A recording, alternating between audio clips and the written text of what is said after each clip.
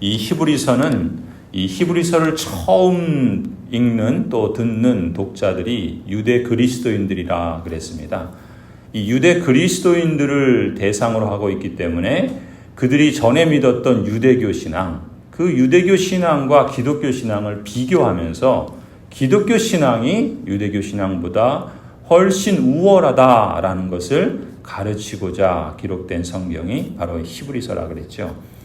어떻게 피 흘리는 제사 없이 예수 그리스도를 믿는 것만으로 죄 씻음을 받을 수 있는가? 이것이 히브리서 전체에 흐르는 중요한 질문입니다. 그 질문에 대해서 이렇게 대답하죠. 단번에 영원한 구속을 이루신 예수 그리스도의 대속적인 죽음이 구약의 일시적이고 반복되어야 하는 동물 제사를 능가하시는 참된 해답이다라는 것을 강조하는 성경이 바로 히브리서입니다. 더 나아가서 그런 점에서 히브리서는 이 점을 강조하죠. 예수 그리스도의 대속적인 죽음과 사역으로 인해서 완전하게 구속받은 성도들이 그렇다면 이제 어떻게 그 위대한 하나님 나라의 복음에 응답하며 살아야 할 것인가 라는 것을 가르치고 있습니다. 하지만 이 당시의 유대 그리스도인들은 밖으로는 로마 제국의 극심한 핍박을 받았습니다. 또 교회 안팎으로 여러 가지 이단적인 가르침, 또 성경에 대한 오해, 교리에 대한 무지 이런 것들로 인해서 기독교 신앙을 저버리고 유대교로 다시 되돌아가려는 그런 상황들이 전개되고 있었던 것이죠. 그래서 히브리서 저자는 이러한 유대 그리스도인들에게 배교의 위험을 경고하는 경고 시리즈의 말씀을 하십니다. 그뿐 아니라 참된 복음을 붙잡고 싸우라 격려하는 달렘 시리즈의 말씀도 하시죠. 이렇게 경고의 시리즈의 말씀과 달렘의 시리즈의 말씀이 정교하게 조직되어서 여러 차례 경고와 달렘을 반복해서 말씀하시는 성경이 히브리서입니다. 그래서 이 히브리서의 특징을 한마디로 표현하면 경고의 말씀과 격려의 말씀이 반복되어 나타납니다. 오늘 2장을 우리가 함께 읽었는데 2장에 보면은 이 경고와 달렘 시리즈의 첫 번째 세트가 오늘 2장에서 소개되고 있어요. 먼저 2장 1절부터 4절까지가 경고의 말씀입니다. 복음을 저버리고 배교하면 구원이 없다. 이렇게 경고합니다. 1절부터 보시면 그러므로 우리는 들은 바를 더욱 굳게 간직하여 잘못된 길로 빠져드는 일이 없어야 마땅하겠습니다. 천사들을 통하여 하신 말씀이 효력을 내어 모든 범행과 불순종하는 행위가 공정한 갚음을 받았거든 하물며 우리가 이렇게도 귀중한 구원을 소홀히 하고서야 어떻게 그 갚음을 피할 수 있겠습니까? 이게 지금 무슨 얘기입니까? 예수 그리스도께서 즉 하나님의 아들을 통해서 주신 이 복음의 말씀과 천사를 통해서 주신 구약의 말씀, 곧 그 율법의 말씀에 대한 순종, 그것을 비교하면서 경고하는 겁니다. 천사보다 높고 우월하신 하나님의 아들을 통해서 주신 말씀은 당연히 천사를 통해 주신 율법보다 훨씬 더 권위가 있지요. 아들을 통해 주신 말씀은 하나님 나라의 복음이며 큰 구원의 소식입니다. 그런데 만일 천사들을 통해서 전해준 율법마저도 어겨서 형벌을 받았다면 그거보다 더 크고 위대하신 하나님의 아들이 전해주신 구원의 말씀을 거역하면 더 큰 형벌을 피할 수 있겠습니까? 라고 이렇게 경고하는 말씀이에요.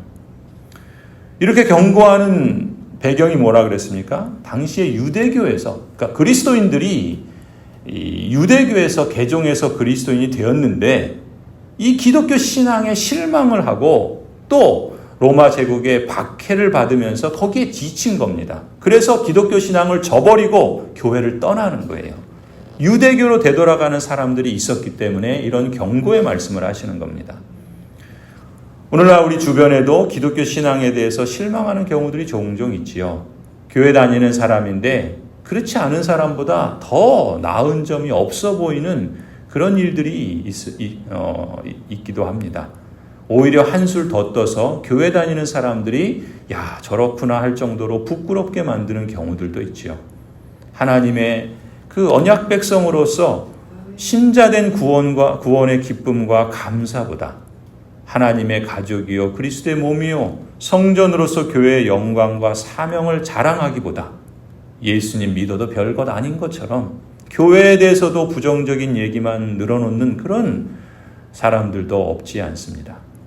이처럼 교회를 다닌다는 사람에 대한 실망감 때문에 교회에 대해서 또 더 나아가 기독교 신앙에 대해서 부정적인 인상을 주는 경우들이 없지 않죠. 그러다 보면 교회에 대해서 문을 닫고 또 기독교 신앙에서 마음을 닫는 경우들이 있습니다. 그리고 교회를 떠나는 경우들이 있지요. 에이, 그저 내 마음으로 믿으면 되지. 뭐 이렇게 말한다든지 아니면 아예 교회를 떠나서 다른 신앙을 갖는다거나 예수 안 믿어 하시는 분들도 없지 않습니다. 초대교회 유대 그리스도인들이 사실 상황은 좀 다르지만 오늘날 상황도 크게 다르지 않습니다.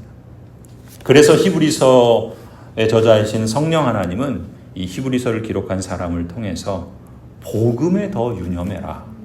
복음을 더욱 굳게 붙들라. 경고하고 권면하시는 것입니다. 이렇게 경고하신 말씀을 주신 후에 이제 이어서 위로하고 격려하는 달렘의 말씀도 주십니다.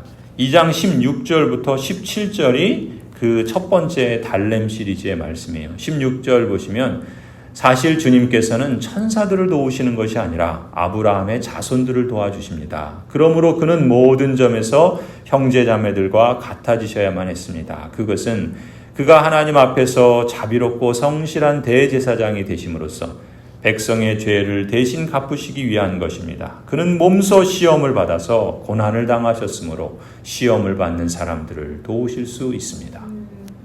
무슨 얘기입니까? 주 예수 그리스도께서 아브라함의 자손인 언약 백성인 우리를 도와주시고 위하신다. 그러니 위축되지 말자. 이런 말씀이죠.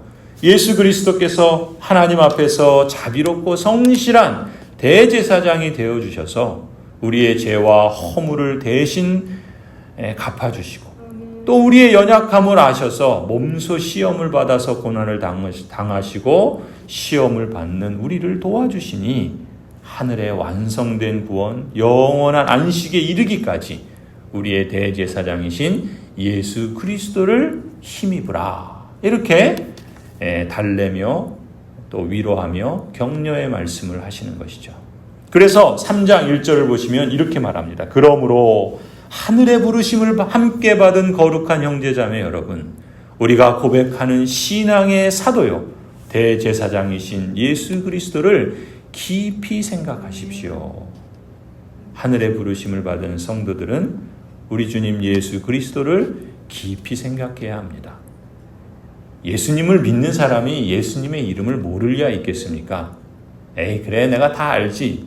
그 정도가 아니라 예수님이 누구신지, 예수님이 우리를 위해서 무엇을 하셨는지, 우리 안에서 지금도 예수님의 영이신 성령 하나님께서 말씀을 통해 어떻게 역사하시고 위하시는지, 그 예수 그리스도의 사랑과 그 능력이 얼마나 크신지 깊이 늘 생각하고 늘 그것을 유념하고 붙들라라고 권면하시는 것이죠. 그런 맥락에서 2장 10절부터 쭉 말씀하시는 겁니다. 그리스도가 누구시냐? 하나님이 어떤 분이시냐? 우리 안에서 역사하시는 성령 하나님이 어떤 분이시냐? 10절에 그러죠. 하나님께서는 만물을 창조하시고 만물을 보존하시는 분이십니다. 그러므로 하나님께서 많은 자녀를 영광에 이끌어 들이실 때 그들의 구원의 창시자이신 예수 그리스도를 고난으로서 완전하게 하신다는 것은 당연한 일입니다.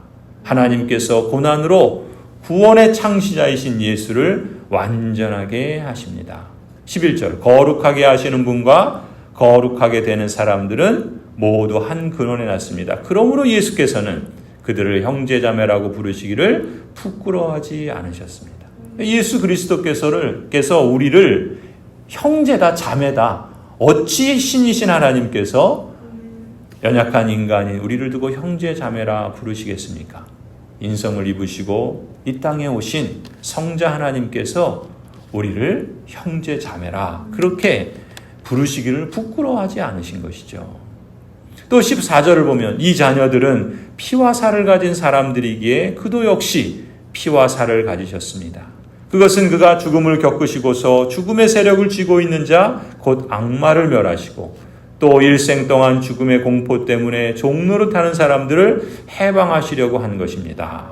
16절 실상 주님께서는 천사들을 도와주시는 것이 아니라 아브라함의 자손을 도와주십니다. 그러므로 그리스도는 모든 점에서 그의 형제자매들과 같아지셔야만 했습니다. 그것은 그리스도가 하나님 앞에서 자비롭고 성실한 대제사장이 되심으로써 백성의 죄를 대속하시려고 한 것입니다. 18절 그리스도는 몸소 시험을 받아서 고난을 당하셨으므로 시험을 당하는 우리들을 도우실 수 있습니다.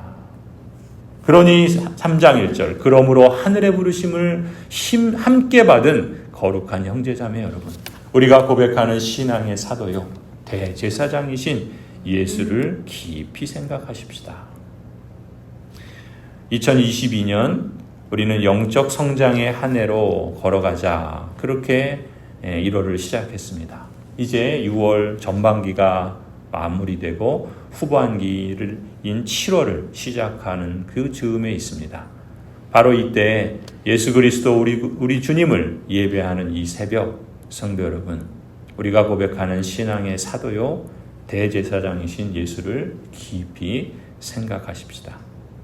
그래서 참으로 하나님의 부르심을 받은 신자됨을 부끄러워하지 않는 그리스도인, 하나님 나라를 증거하는 사명을 받은 교회를 부끄러워하지 않는 그리스도인, 신자됨과 교회를 영광스럽게 또 자랑스럽게 여기며 감사하며 또 그러한 삶을 살아가도록 힘쓰며 때로 고난을 견디고 이기며 하나님의 나라를 증거하는 그리스도인, 이런 신앙을 세워가기로 결단하며 더욱 성령 하나님을 의존하며 기도하는 이 새벽 또 이 한 달이 되기를 간절히 축원합니다.